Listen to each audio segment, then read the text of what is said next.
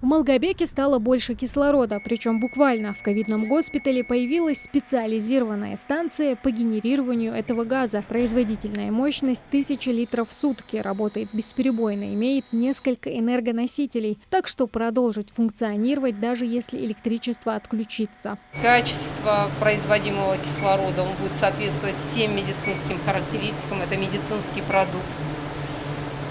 Конечно же, здесь есть самое основное преимущество, что мы постоянно будем знать, в каком состоянии находится наша станция, так как есть специальные люди, обученный персонал, инженер по обеспечению бесперебойной деятельности кислородной станции.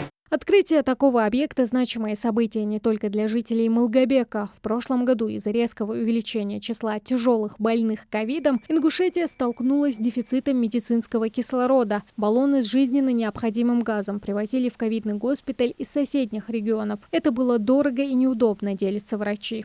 Газообразные привозили в баллонах, это Кабардино-Балкария, Северная Осетия.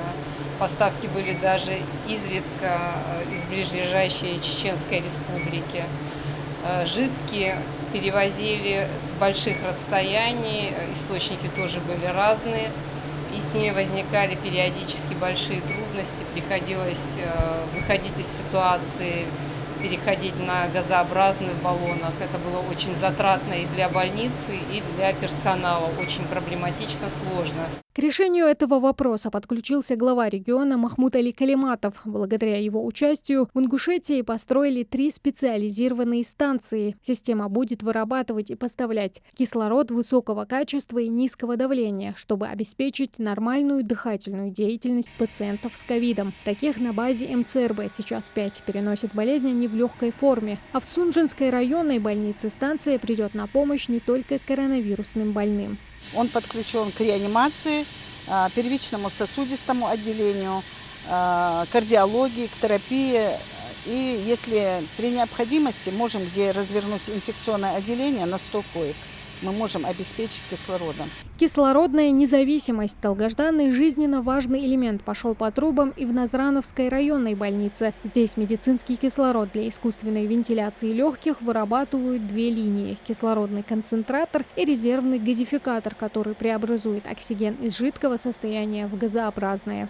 Мы очень в нем нуждались. Вот этот концентратор кислорода, он производит в минуту 1000 литров кислорода. В принципе, он полностью покрывает нашу потребность. В России вновь растет число заболевших коронавирусом. В Ингушетии же ситуация пока остается стабильной, говорят в Роспотребнадзоре.